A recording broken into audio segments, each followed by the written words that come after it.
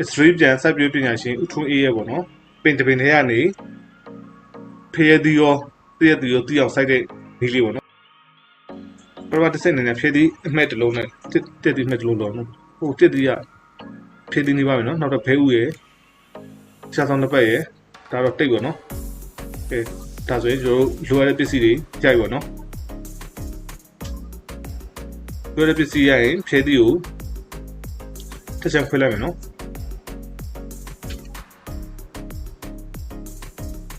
ပြီးရင်တက်သီးနော်တက်သီးဒါပါမျိုးစားလည်းမလို့ရှင်ဝဲရမို့တက်သီးအမှဲ့ကိုပေါ့နော်ထိဖြတ်လိုက်မယ်ပူရလည်းထိုးနေတက်သီးရတယ်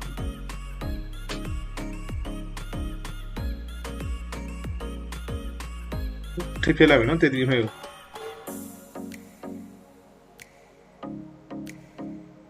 ပြီးရင်အစီလေးပေါ့အောင်ဒါနဲ့လှီးလိုက်ရမှာပေါ့နော်ဒါဆိုရင်တက်သီးကအစီလေးပေါ်လာရင်တက်သီးအစီကိုဖျဲသီးမှာဆက်လိုက်ရအောင်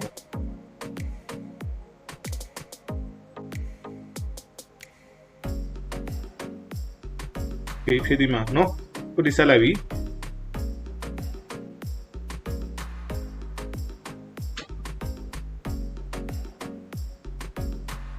ဒါတော့ဘေးဦးပေါ့နော်ဘေးကိုခွက်တယ်ခောက်တိတ်ပြီးတော့အကောက်ဖယ်ပြီးတော့အနှစ်ပဲယူလိုက်မယ်နော်ပြီးရှားသောလက်ပတ်ရဲ့အထက်ကအနှစ်ကိုယူမယ်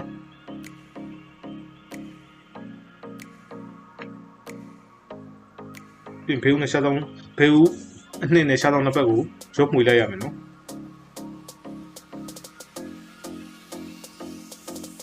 ပြီးတော့တက်ဒီမှာအဲ့ဒီဘေးဦးအနှစ်နဲ့ရှားသောလက်ပတ်နှစ်ကိုတုပ်ပေးလိုက်ရပါမယ်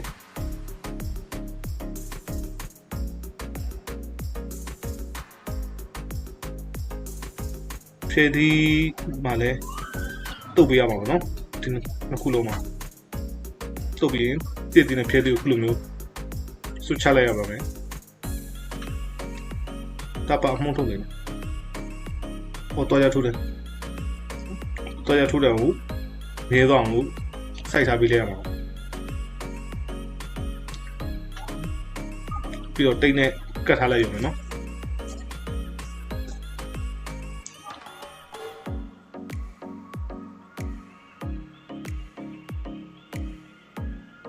โอเคအဲ့ဒါဆိုရင်တော့တော်လေးတော့ပြီးသွားပြီနောက်တစ်ဆင့်အနေနဲ့ကျွန်တော်တို့ဒီကြီးထဲမှာစိုက်ရုံပဲကျွန်တော်လေနော်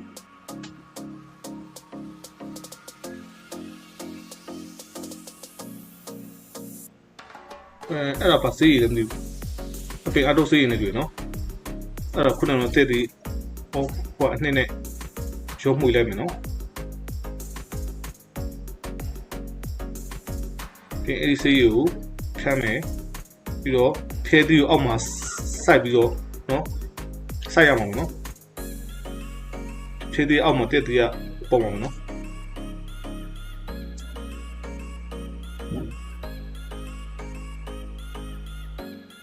နေအောင်နဲ့အရေးကြတဲ့နေရာလေးမှာထားရလိမ့်မယ်နော်နှစ်ပတ်ခန့်ကြာတဲ့ခါမှာကျွန်တော်တို့တော့ကြည့်မယ်ဟုတ်တမရွက်လေးခွာနေနော်ကဲတဲ့ပင်ပေါက်လေးထုတ်လို့လာပါမယ်နော်တဲ့ပင်ပေါက်လေးဒီနားမှာပါမြစ်ပင်လေးတွေပါပေါ့နော်တော့ကြာဟိုဟာလို့ပြောနေအောင်နှစ်ပတ်ခန့်ကြာပါပေါင်းထဲမှာလည်းမြစ်ပင်ပေါက်တယ်ငါပြောပင်လည်းခွာတယ်နော်တော့ကြာချင်းလုံးလာပြောနေမှာဆိုလို့နော်မဆိုရင်ဖျဲသီးရနေအနစ်တွေစက်တင်ပြီးတော့ဆွကြည့်လို့လာပြီနော်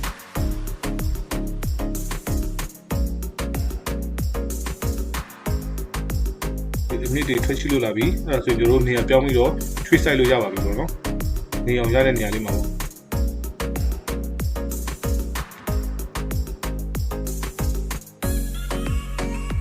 ဖျဲသီးအောက်မှာဆက်ပြီးတော့စိုက်အောင်နော်ဒီပြင်န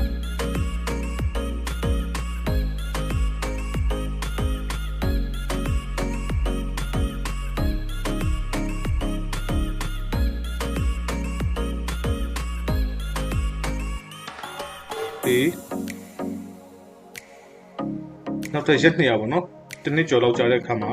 တရက်ပင်တီးတဲ့အရွယ်စားမျိုး ရွေစာရောက်ရှိလို့လာပြီနော်ဒါဆိုရင်ဒီတက်ပေးရနေကျွန်တော်တို့ဖဲသီးလေးတီးပြီးတက်သီးလေးတီးပြီးပေါ့နော်မဆိုရင်ဖဲသီးတွေလည်းတီးရနော်တက်သီးတွေလည်းတီးတာတွေ့ရတယ်အပင်တွေကနေဖဲသီးရောတက်သီးရောတီးတဲ့နီးလေးပေါ့နော်ဒီနီးကဟိုမိုင်နော်ဒါတော့ history ပြန်ဆက်ပြောပညာရှင်ဦးထွန်းရေးတွေ့ဆက်ပြခဲ့တဲ့နီးလေးပေါ့နော်တက်ပင်ကနေဖဲသီးရောတက်သီးရောတီးတဲ့နီးလေး